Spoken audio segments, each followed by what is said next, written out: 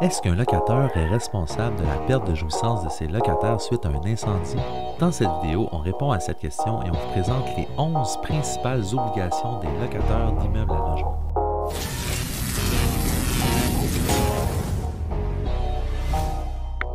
Numéro 1. Le locataire doit délivrer le bien en bon état de réparation. La loi prévoit que le locataire est tenu de délivrer au locataire le bien loué en bon état de réparation de toute espèce. Ça veut dire que quand un nouveau locataire emménage dans un logement, il ne doit pas y avoir de ventilateur mal fixé ou de tapis déchiré par exemple.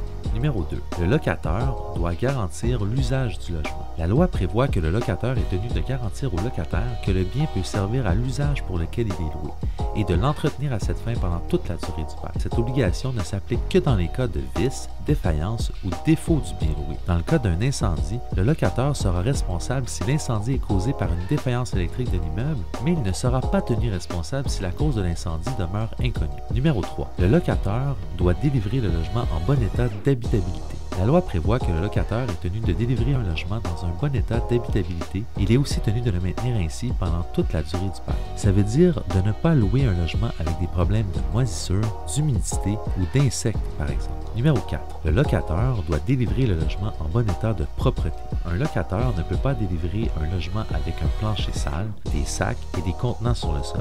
Lorsque le locataire effectue des travaux, il doit également remettre le logement en bon état de propreté. Numéro 5. Le locataire ne doit pas délivrer un logement impropre à l'habitation. La loi nous dit qu'est impropre à l'habitation le logement dont l'état constitue une menace sérieuse pour la santé ou la sécurité des occupants ou du public, ou celui qui a été déclaré tel par le tribunal ou par l'autorité compétente. À titre d'exemple, un logement dont l'escalier d'accès et le balcon est pourri a été considéré impropre à l'habitation. Il est à noter que c'est uniquement quand un logement est impropre à l'habitation qu'un locataire peut l'abandonner. Numéro 6. Le locataire doit procurer la jouissance paisible du logement. Il s'agit d'une des obligations les plus importantes du locataire. Les troubles de jouissance paisible peuvent être causés entre autres par la vermine, les punaises de lit, les bruits excessifs. Ce qui est intéressant, c'est que le locataire est obligé d'assurer la jouissance paisible des locataires. Il ne peut pas juste essayer de régler un problème, même s'il prend tous les moyens. Il doit absolument le régler. S'il échoue, le locataire aura droit à une diminution de loyer ou une résiliation de bail,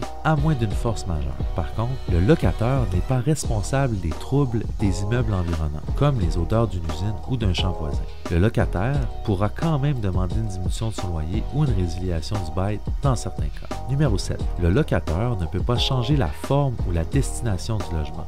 Ça veut dire par exemple qu'un locataire ne peut pas transformer un logement de 5 pièces et demie en loft ou en logement de 3 pièces et demie pendant la durée du bail. Numéro 8.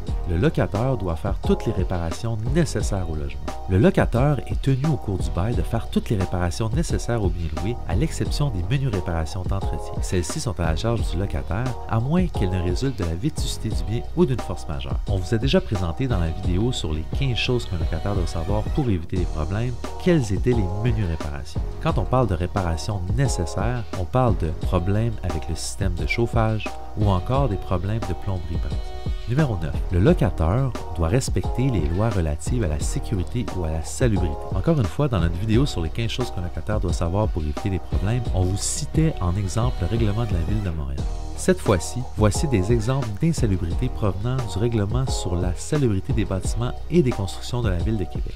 La présence de glace ou de condensation sur une surface intérieure d'un bâtiment autre qu'une fenêtre, ou encore la présence de vermine, de rongeurs, d'insectes ou de moisissures visibles ainsi qu'une condition qui favorise la prolifération de ceux-ci. Numéro 10. Le locataire doit respecter les exigences minimales de la loi relative à l'entretien de l'immeuble. Évidemment, le locataire doit entretenir son immeuble. Toujours dans le règlement sur la salubrité des bâtiments et des constructions de la Ville de Québec, on retrouve des exemples d'exigences en lien avec l'entretien d'un immeuble. Par exemple, un balcon, une galerie, une passerelle, un escalier extérieur doit être libre d'accumulation de neige ou de glace de nature à constituer un danger ou à nuire à son utilisation. Également, l'enveloppe extérieure d'un bâtiment, telle une toiture, un mur extérieur ou un mur de fondation, ainsi que leurs composantes qui consistent notamment en des portes, des fenêtres, des cadres, des lanterneaux et des ouvrages de métal doivent être étanches. Numéro 11. Le locataire doit s'assurer que le logement n'est pas surpeuplé.